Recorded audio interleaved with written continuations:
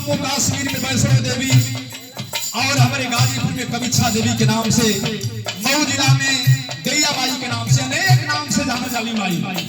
लेकिन हमारे गुरु जी का नई खोज है, एक माई का वर्णन गुरु जी अपने लेखनी के द्वारा कही, लेकिन कौन भाव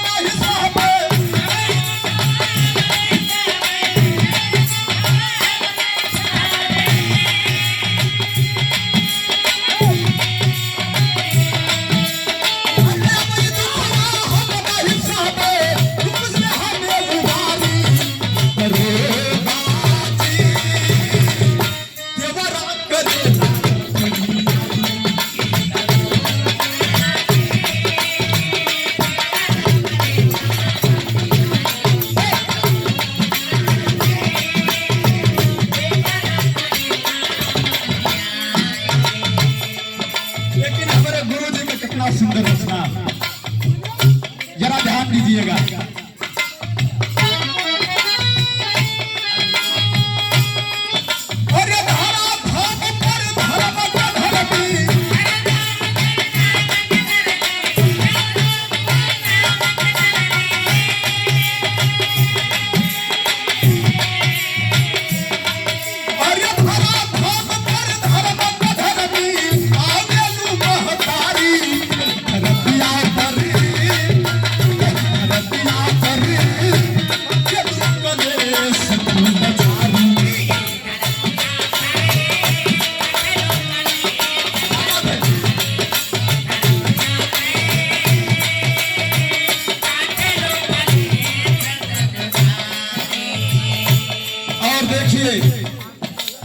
परम आदरणीय परम सम्मानित हमारे बड़े भैया राहुल भैया के द्वारा 200 रुपयों का आशीर्वाद मैं आपको सादर प्रणाम करता हूँ।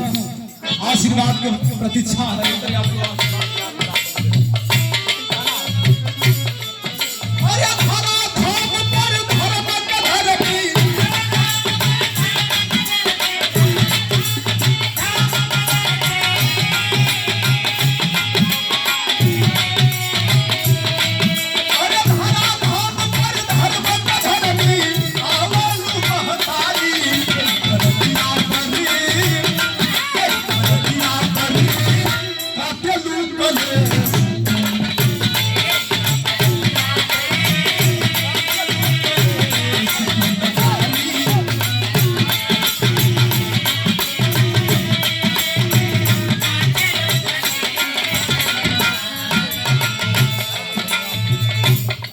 गुरु जी का लेखनी हो धरतिया पर काटे लू कलेश तू बचारी के काटला गीत में मिली अंदर लगा।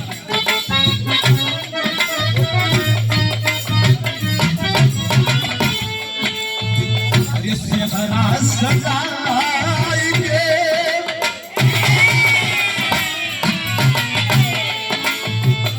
सेहरा सजा के सूती गईले ससुरा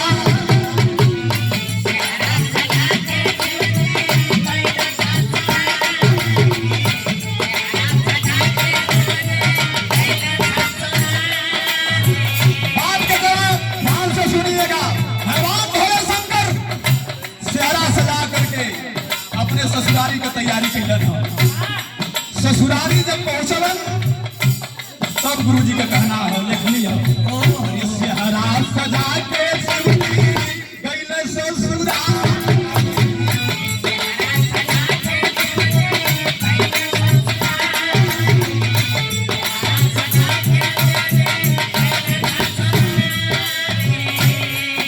उनके बारात का वर्णन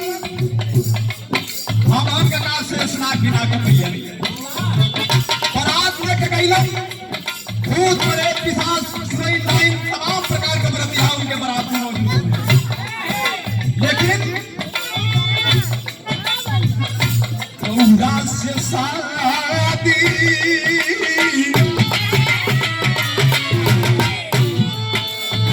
अरे गौरा से शादी बन गई लीला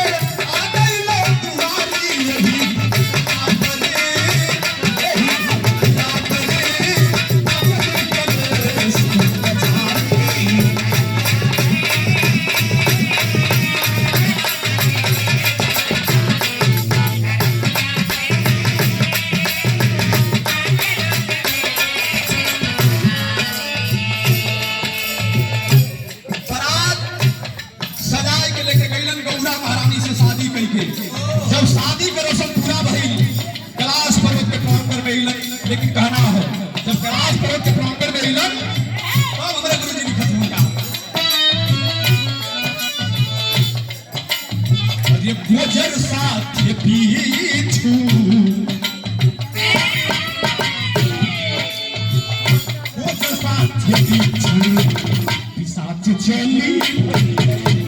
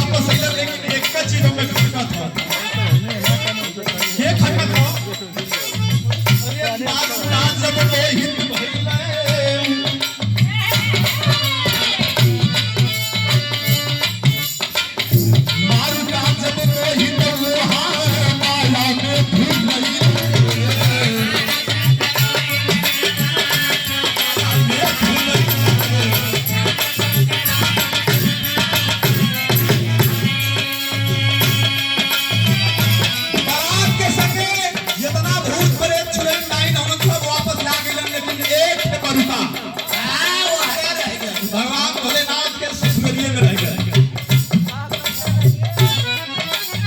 ससुराल में रह गए देखला से बड़ी सुंदर लड़की रही जौन लड़की का नाम रसिया बतावल गया देखलस बड़ी सुंदर ये बड़ी खूबसूरत लो छोड़ देला भगवान भोले शंकर के पास कहला वैसे बढ़िया हमको मौका ना मिली जाई के यही रथिया के शरीर में समा गए। जब रथिया के शरीर में समा गए तब कहना है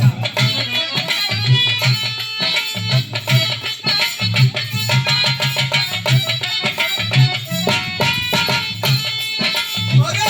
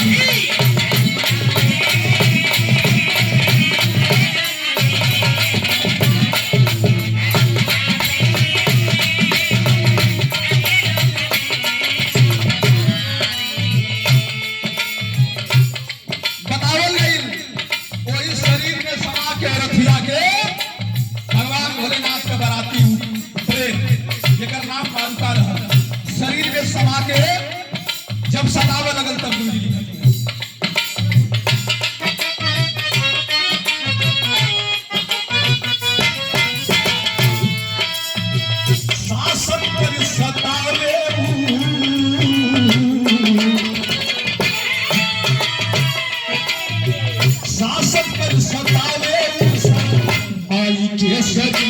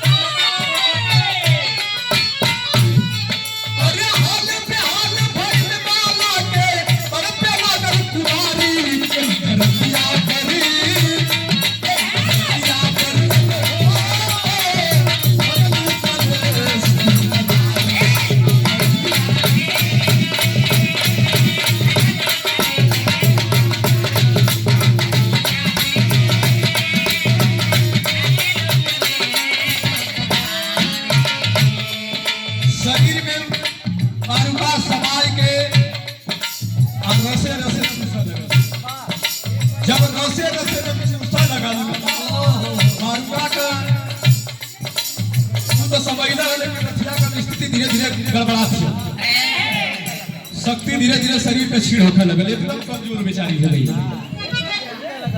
तब गुरु जी लगाई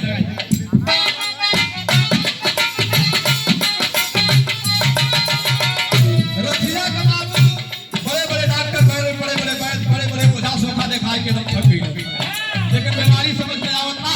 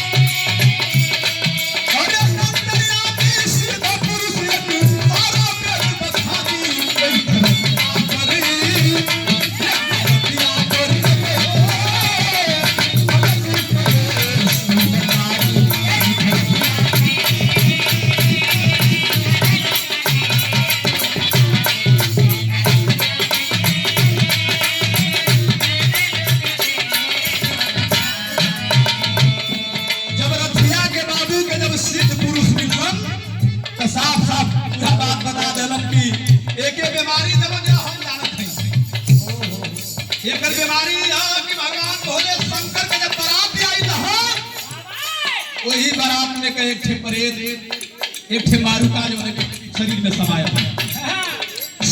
समायल अब काम वैसे बनी ना। जब तक भगवान भोले शंकर यही है ना तब ले कौन उपचार ना हो, कौन निदान ना हो। तो हमारे गुरु जी लिखत हैं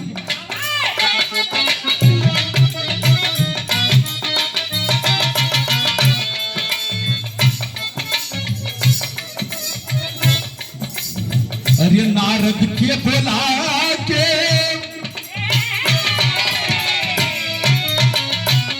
अगुआ के बुलावल गए। अगुआ के रहा जहिया नारद कुछ नहीं पावे हमने भी दुई कुकुल लड़ावे वो है अगुआ लालन जे करे पास हर ताला का चाबी है। नारद के बुला के मानचल चेतावे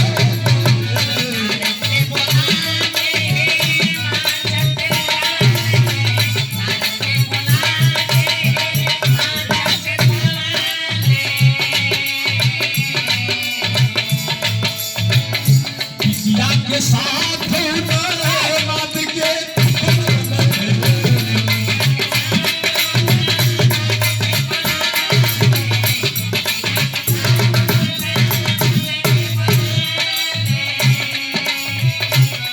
नारद जी के बोले नारद की जल्दी हमारे दामाद या हमारे बेटी के जल्दी बुलावा। नारद जी गए भगवान भोलेनाथ के चरण में नतमस्तक भइले कहला कि प्रभु ससुराल में बड़ा मानव बुलावा याद है आपके ससुर जी का। बात सुन के नारद जी माता भवानी पार्वती जी भगवान भोलेनाथ चल रहे खुश होकर चल रहे हैं बरौले और बड़े विशेष कार्य से बरौले हाँ आजकल दामाद बुलावा जात हो तो कुछ ना कुछ देख दिया तो भगवान भोलेनाथ बड़ा खुश हैं। याद है ससुर जी देख के कुछ ना कुछ जरूर दी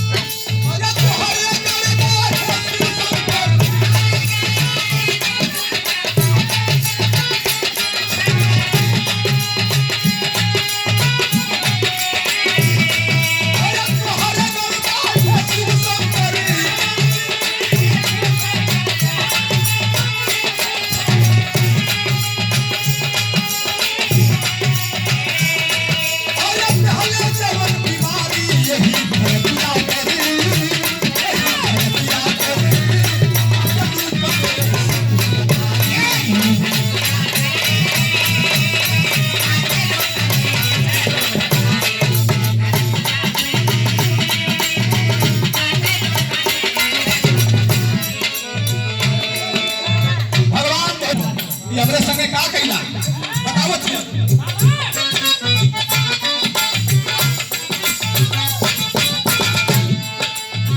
मांग परदान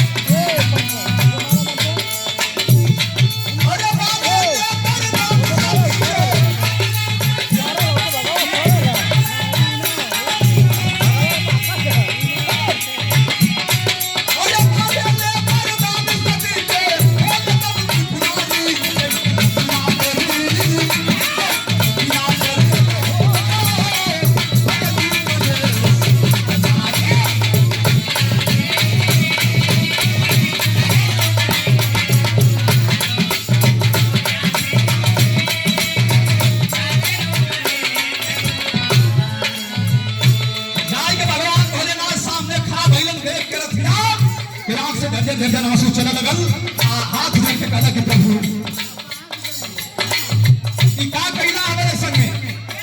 जब अपने दिव्य दृष्टि से भगवान भोलेनाथ देखलन त कहलन कि बाप रे बाप ये हमारी एगो बाराती कई कर्मा था।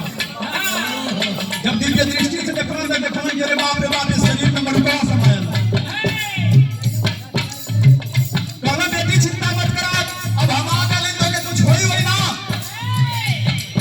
हाथ जोड़ के कहे लगे कि प्रभु बहुत विलंब कर दिया, ना तो हमके भक्ति मिला ना तो हमके सिंदूर मिला, बहुत विलंब कर देला। तो भगवान भोलेनाथ कहलन, का कहलन,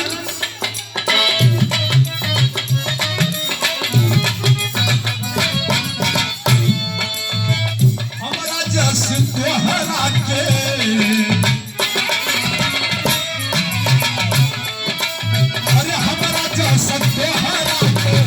दुनिया बता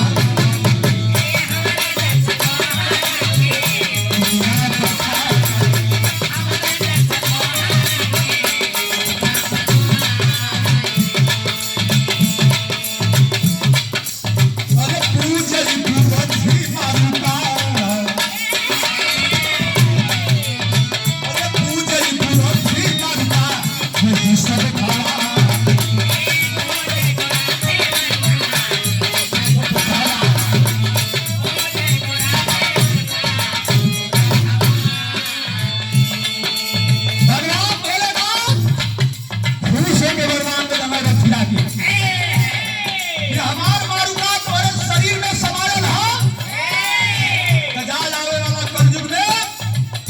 संसार रथी मारुका भवानी के नाम से जाने जाता, क्योंकि पूरा संसार रथी मारुका भवानी के नाम से जाने, लेकिन तो के एक से काम करे के नहीं।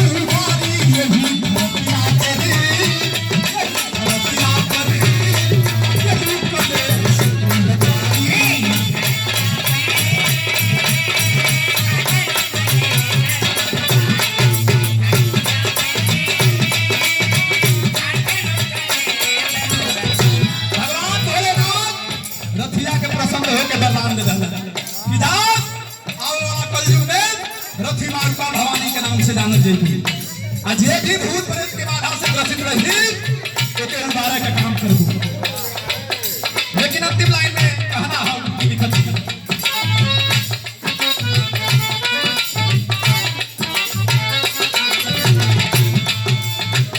गुरु जी का दर्शना परम आदरणीय परम सम्मानित आदरणीय श्री कैलाश गुरु जी को मैं मंच पर आमंत्रित करता हूं कि आप यहाँ में मैं आपका स्वागत और सम्मान करना चाहता हूं। देखिए आप लोग महसूस ना हो कि इतना कम उम्र में और इतनी बड़ी उन्नति, जहां तक रहा है, जहां तक विधा है, वहां तक इनका नाम है। और इनके श्री चरणों के आशीर्वाद से हम जैसे कलाकार आप लोग के बीच में टूटी फूटी आवाज में कुछ ना कुछ परोसने का काम करते हैं। एक बार आप लोग गुरु जी के नाम पर जोरदार ताली बजाकर गिरा के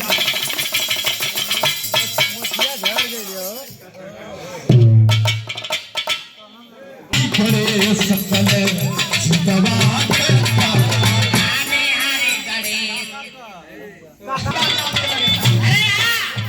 अरे बिहारी बड़े सकल जिंदवा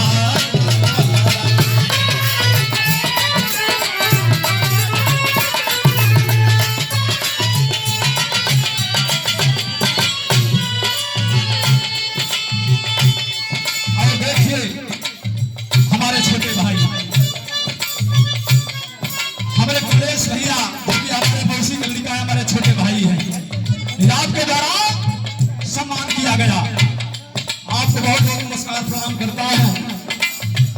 माई भगवती का आशीर्वाद आपके ऊपर सदैव बना रहे और सबके ऊपर माई भगवती का आशीर्वाद। भैया का चैनल भी भोजपुरिया मस्ती, भाई कमलेश भाई का चैनल हो भोजपुरिया मस्ती। आप लोग ये जवन हम आप लोग के बीच में परोसत की जाए।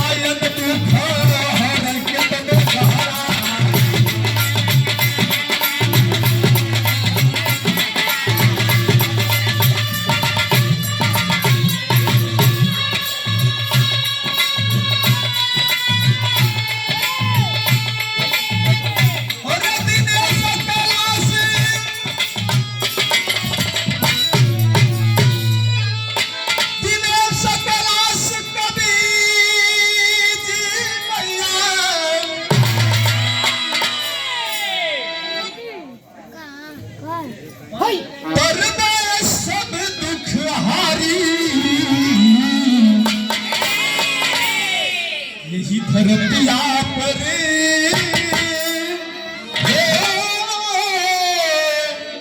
हरलू कलेश तू लचा